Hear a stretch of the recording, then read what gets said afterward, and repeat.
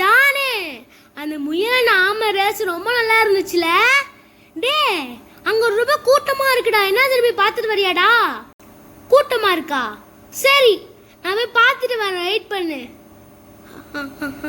ஆச்சு, இவன் இன்னும் காணும். டே ஜானே, டே போலா பேரு, அங்க நரி ஒரு கதை சொல்லுதுடா. வாடா சீக்கிரம் போலாம். டிக்கெட் எவ்வளோடா? 50 ரூபீஸ்டா. வா, 70 ரூபீஸ் எடுத்து வா போலாம். எனக்கு ஃப்ரீடா ஜானே, தெரியுமா? எனக்கு மட்டும் காசு, உனக்கு மட்டும் எப்படி ஃப்ரீயா இருக்கும்? ஆமா, ரேஸ் வச்ச இடத்துல ஆமா தானே ஜெயிச்சிச்சு. அதனால நீ தானே எனக்கு காசு தரணும்ல, அதுதான் நான் ஃப்ரீன்னு. இல்ல, சரி ஓகே விடு. நானே கட்டுறேன். வா கேப்போம் அந்த ஸ்டோரிய. ஒரு வெயில் மதியம் நான் காட்டின் வழியே நடந்து கொண்டிருந்தேன். பசி அதிகமாக இருந்தது. நான் நாள் முழுவதும் சாப்பிடாமல் இருந்தேன். உணவுக்காக ஆசைப்பட்டேன். திடீரென்று பழுத்த பழுத்த திராட்சைகள் நிறைந்த ஒரு கொடி மரத்தில் தொங்கியது. ஓ, என்ன அதிர்ஷ்டம்! எனக்குள் நினைத்து கொண்டேன். நான் ஏற்கனவே என் வாயில் அவர்களின் இனிப்பு சாற்றை சுவைக்க முடிந்தது. நான் திராட்சைகளை பிடிக்க குதித்தேன். ஆனால் அவை மிகவும் உயரமாக இருந்தன. நான் மீண்டும் முயற்சித்தேன்.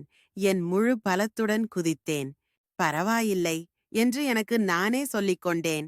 நான் கடினமாக முயற்சி செய்ய வேண்டியிருந்தது. அதனால் நான் திரும்பி ஓடினேன். ஒரு பாய்ச்சல் எடுத்தேன்.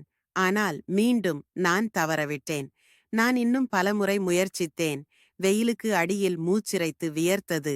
ஆனாலும் அந்த திராட்சை எனக்கு மிகவும் பிடித்தது. இறுதியாக சோர்வு மற்றும் விரக்தியுடன் நான் கைவிட்டேன்.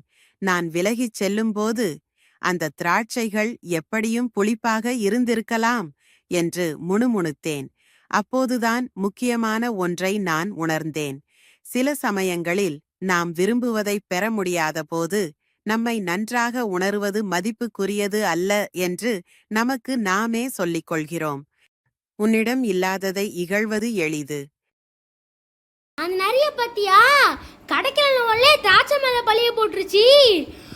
ரொம்ப ஓவரா இதெல்லாம். ஆமாண்டா, இதுக்கு தான் சொல்லுவாங்க கிடைக்கிற வரையும் முயற்சி பண்ணிக்கிட்டே இருக்கணும்ட்டு. கிடைக்கிறனால திராட்சையா புளிக்குன்னு சொல்லிட்டு நரி போகுது பத்தியா. சுத்தி இருக்கவங்களை குறை சொல்லாம கிடைக்கிற வரையும் நம்ம முயற்சி பண்ணிட்டு இருந்தா நம்மளுக்கு தானே வெற்றி. புரியுதா குழந்தைங்களே? உங்களுக்கு புரிஞ்சா கிட்ஸ்? அடுத்த கதை நம்ம அடுத்த வீடியோல பார்க்கலாம். ஓகேவா? Bye bye. மறக்காம லைக் பண்ணுங்க, ஷேர் பண்ணுங்க, சப்ஸ்கிரைப் பண்ணுங்க. Bye by.